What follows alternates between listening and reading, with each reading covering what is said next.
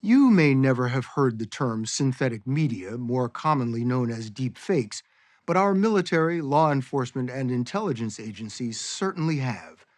They are hyper-realistic video and audio recordings that use artificial intelligence and deep learning to create fake content, or deepfakes. The U.S. government has grown increasingly concerned about their potential to be used to spread disinformation and commit crimes.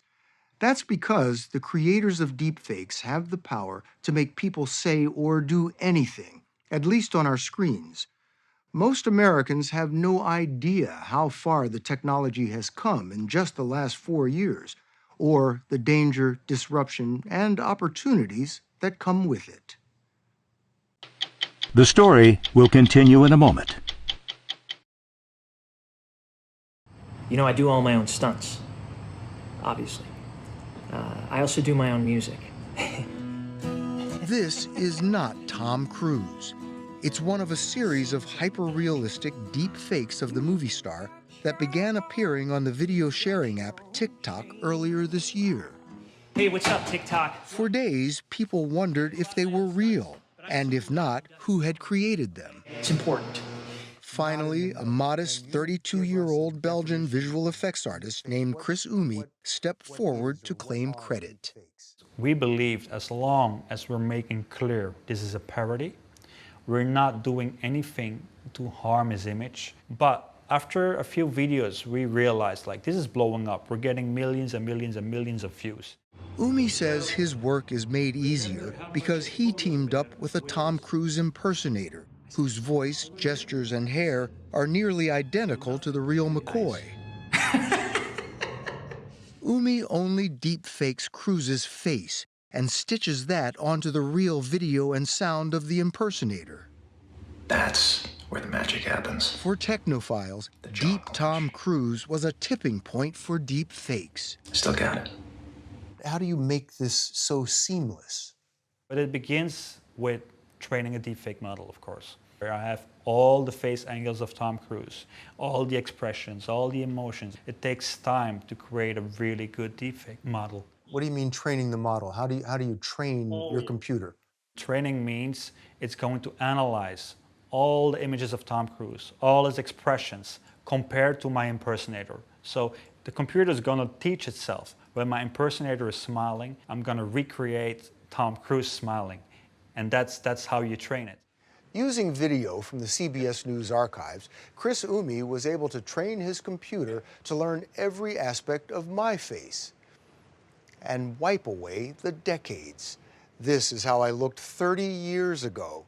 He can even remove my mustache. The possibilities are endless and a little frightening. I see a lot of mistakes in my work, but I don't mind it actually because I don't want to fool people. I just want to show them what's possible. You don't want to fool people. No, I want to entertain people, I want to raise awareness, and I want to show where it's all going. It is without a doubt one of the most important revolutions in the future of human communication and perception. I would say it's analogous to the birth of the internet. Political scientist and technology consultant Nina Schick wrote one of the first books on deepfakes. She first came across them 4 years ago when she was advising European politicians on Russia's use of disinformation and social media to interfere in democratic elections. What was your reaction when you first realized this was possible and was going on?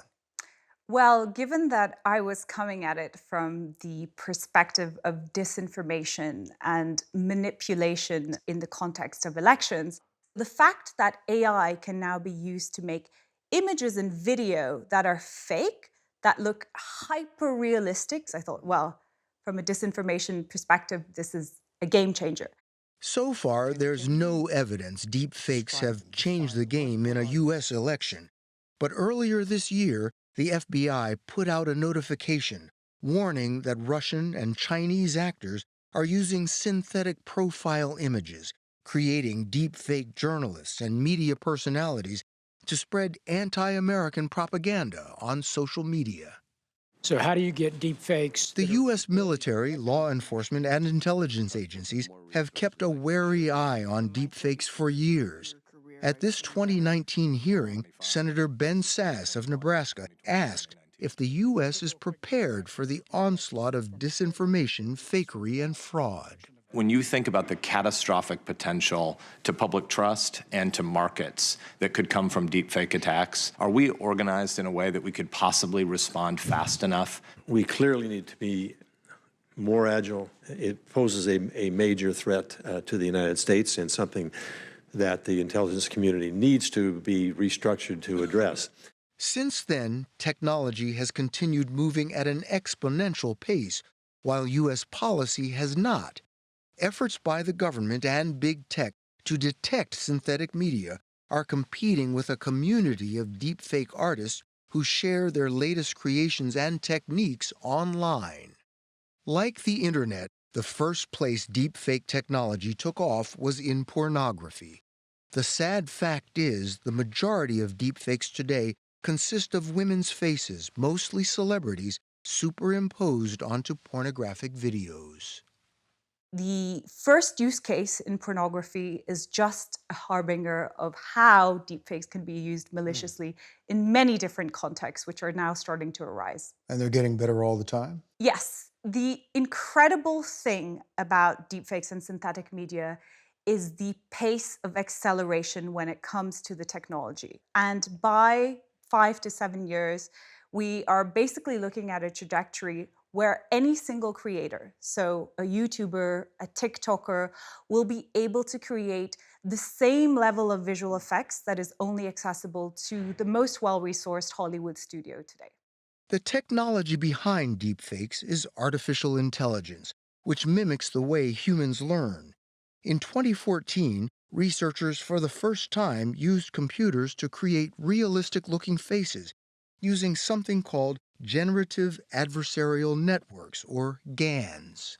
So you set up an adversarial game where you have two AIs combating each other to try and create the best fake synthetic content. And as these two networks combat each other, one trying to generate the best image, the other trying to detect where it could be better, you basically end up with an output that is increasingly improving all the time. Schick says the power of generative adversarial networks is on full display at a website called thispersondoesnotexist.com. Every time you refresh the page, there's a new image of a person who does not exist. Each is a one-of-a-kind, entirely AI-generated image of a human being who never has and never will walk this earth. You can see every pore on their face. You can see every hair on their head. But now imagine that technology being expanded out not only to human faces in still images, but also to video, to audio synthesis of people's voices. And that's really where we're heading right now. This is mind-blowing. Yes. What's the positive side of this? The technology itself is neutral. So just as bad actors are without a doubt going to be using deepfakes, it is also going to be used by good actors. So first of all, I would say that there's a very compelling case to be made for the commercial use of deepfakes. Victor Riparbelli is CEO and co-founder of Synthesia, based in London, one of dozens of companies using deepfake technology to transform video and audio productions. The way Synthesia works is that we've essentially replaced cameras with code. And once you're working with software, you can do a lot of things that you wouldn't be able to do with a normal camera. We're still very early, but this is going to be a fundamental change in how we create media. This video was, of course, generated by Synthesia. Synthesia makes and sells digital avatars, using the faces of paid actors to deliver personalized messages in 64 languages, and allows corporate CEOs to address employees overseas. 我們的視頻創建平台. Did somebody say just eat? Synthesia has also helped entertainers like Snoop Dogg go forth and multiply. This elaborate TV commercial for European food delivery service Just Eat cost a fortune. Just eat. Just Eat has a subsidiary in Australia, which is called Menulog. So what we did with our technology was we switched out the word just eat for menu log. MENULOG. Somebody say menu log. And all of a sudden, they had a localized version for the Australian market without Snoop Dogg having to do anything. So he makes twice the money, huh? Yeah. All it took was 8 minutes of me reading a script on camera for Synthesia to create my synthetic talking head, complete with my gestures, head and mouth movements. Another company, Descript, used AI to create a synthetic version of my voice. This is Bill Whitaker's synthetic voice, with my cadence, tenor, and syncopation. This is the result. The words you're hearing were never spoken by the real Bill into a microphone or to a camera. He merely typed the words into a computer and they come out of my mouth. It may look and sound a little rough around the edges right now, but as the technology improves, the possibilities of spinning words and images out of thin air are endless. I'm Bill Whitaker. I'm Bill Whitaker. I'm Bill Whitaker. Wow. And the head, the eyebrows, the mouth, the way it moves. It's all synthetic. I could be lounging at the beach and say, folks, I'm not going to come in today, but you can use my avatar to do the work. Maybe in a few years. Don't tell me that. I'd be tempted. I think it'll have a big impact. The rapid advances in synthetic media have caused a virtual gold rush. Tom Graham, a London-based lawyer who made his fortune in cryptocurrency, recently started a company called Metaphysic with none other than Chris Umi, creator of Deep Tom Cruise. Their goal? Develop software to allow anyone to create Hollywood-caliber movies without lights, cameras, or even actors. As the hardware scales and as the models become more efficient, we could scale up the size of that model to be an entire Tom Cruise, body, movement, and everything. Well, talk about disruptive. I mean, are you going to put actors out of jobs? I think that it's a great thing if you're a well-known actor today, because you may be able to let somebody collect data for you to create a version of yourself in the future where you could be acting in movies after you have deceased, or you could be the director directing your younger self in a movie or something like that. If you are wondering how all of this is legal, most deep fakes are considered protected free speech. Attempts at legislation are all over the map. In New York, commercial use of a performer's synthetic likeness without consent is banned for 40 years after their death. California and Texas prohibit deceptive political deepfakes in the lead up to an election. There are so many ethical, philosophical gray zones here that we really need to think about. So, how do we as a society grapple with this? Just understanding what's going on, because a lot of people still don't know what a deepfake is, what synthetic media is, that this is now possible. The counter to that is, how do we inoculate ourselves and understand that this kind of content is coming and exists without being completely cynical, right? How do we do it without losing trust in all authentic media? That's going to require all of us to figure out how to maneuver in a world where seeing is not always believing.